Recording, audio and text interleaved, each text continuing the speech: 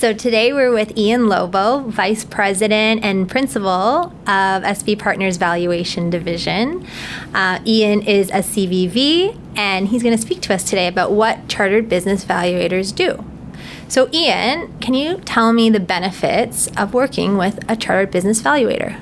There's a lot of benefits. I always explain to my clients with using a chartered business valuator or CBV is that you're getting an expert, a certified, recognized expert. The CBV designation is an internationally recognized designation. So you're not getting, a financial professional where there's a broad spectrum of expertise in that category. You're getting someone who's niche, very specifically trained to perform evaluation and therefore provide you with a end product that is accepted, recognized, and can stand up to scrutiny, be it from the Canada Revenue Agency, CRA, if it's an income tax valuation, or in a court of law if it's under for litigation purposes.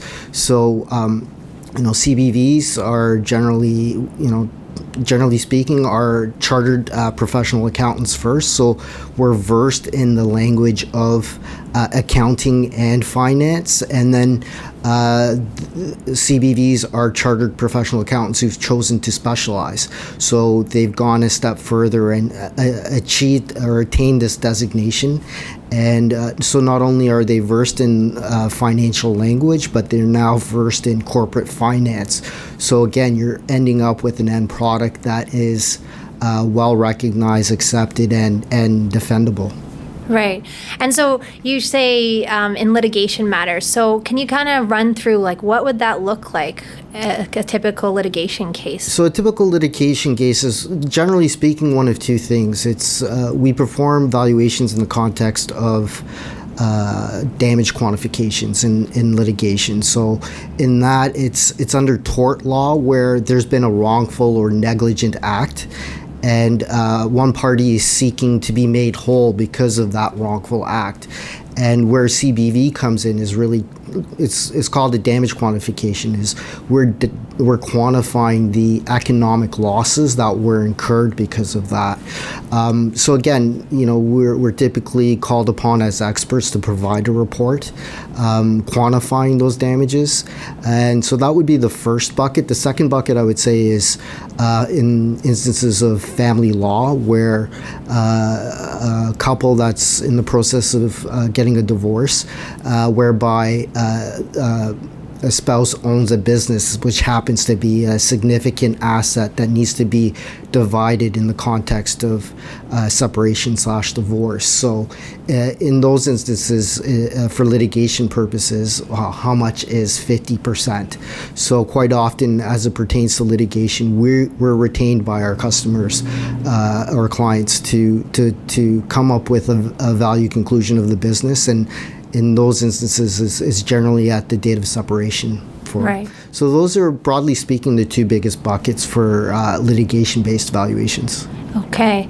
And then you mentioned CRA. So can you run through what a CRA case might look like for you? So a CRA case, well, quite often we do valuations for income tax planning purposes, succession planning purposes, as well as estate planning purposes.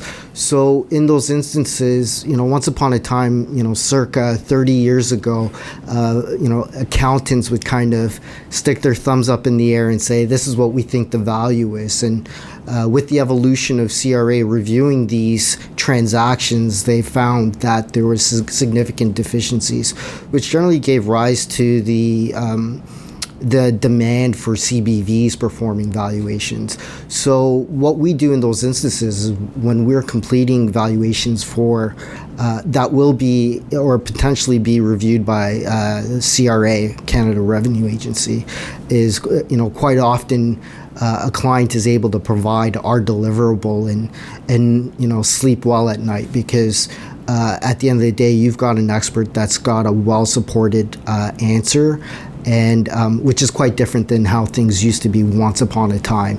And I think from CRA's perspective, that is something they definitely look for, because when they're reviewing the valuations, they want to ensure that the valuation conclusion has been, the attempt has been a reasonable attempt, as opposed to quote unquote back of the envelope, which is what the way things used to be once upon a time. Right. That's awesome.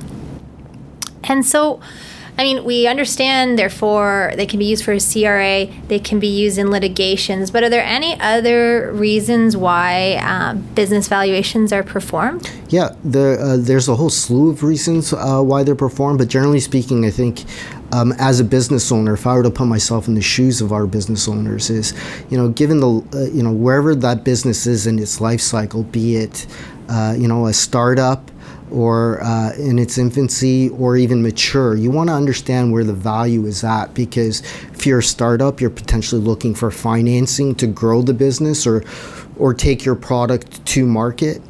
If you're in the middle, you're potentially, you want to get an understand of the value of the business so you can understand how you can improve it. Because at the end of the day, you have an asset that has value. So if one day, your plan is succession, i.e., transfer the business to the next generation, G2, your children, for example. Again, you're going to need a valuation to say, well, what's fair market value for CRA purposes? But understanding value at a particular point in time gives you an idea of how you can improve that value or increase that value. Because at the end of the day, you want to maximize.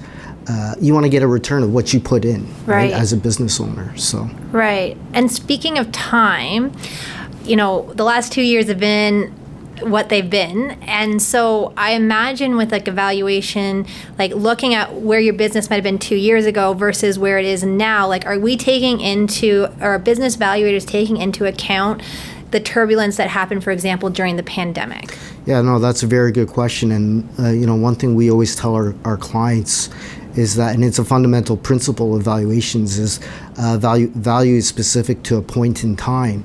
So if you happen to own a hotel business that's right in the middle of the pandemic, the value of that business would obviously be a lot different than it was 5 years ago, and then maybe 5 years later from now.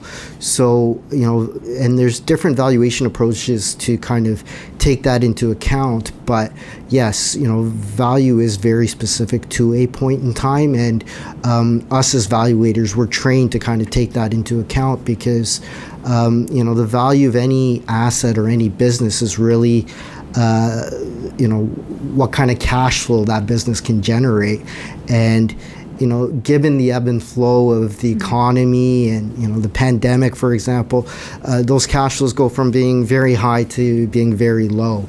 And then, obviously, unfortunately, during the pandemic, there's been a lot of businesses that weren't able to kind of weather the storm. But for those that have, again, it's also an opportunity to say, okay, well, what did we learn from that, and take that forward so that they can provide a sustainable business that's able to, to the best of their ability, sustain, risk factors that are kind of beyond their control, but as well as, prepare themselves for either an eventual sale down the road, and weather the storm, and then stick to the plan sort of as far as growing the value of the business, and then potentially an exit or divestiture for sure. Mm-hmm. And what advice do you have for business owners considering choosing a chartered business valuator? Yeah, no, I think, as I mentioned before, I think a CBV is a recognized individual as being able to provide a deliverable or an end product that is respected and, has value to it, regardless of who the end user is. If it's a bank looking to provide financing, if it's a prospective buyer looking to buy your business, or if it's you looking to sell your business, right? Your starting point will be, how much is my business even worth? You want that in your back pocket, because you know what the value is, and now it's, can you when you enter into negotiations, can you drive a price that's higher to that value, so you can sail off into the sunset and know that you maximized your outcome. Right. So I guess working with a chartered business value, you're getting that piece of assurance that, you're getting the most out of your business, out of your asset. Absolutely. And I think one thing we often quite do as well is we provide feedback to our clients on how to prepare themselves for an exit, for selling their business. And, it's not a decision you make today and sell tomorrow. So you need some sort of runway to prepare for that. Mm-hmm. And again, it's to kind of maximize your outcome. So having a CBV will, give you an opportunity to plan for your exit and again, optimize what, your net after tax take home is. Because, quite often our business owners have put in a lot of sweat equity into their business, blood, sweat, and tears, and a lot of hard work.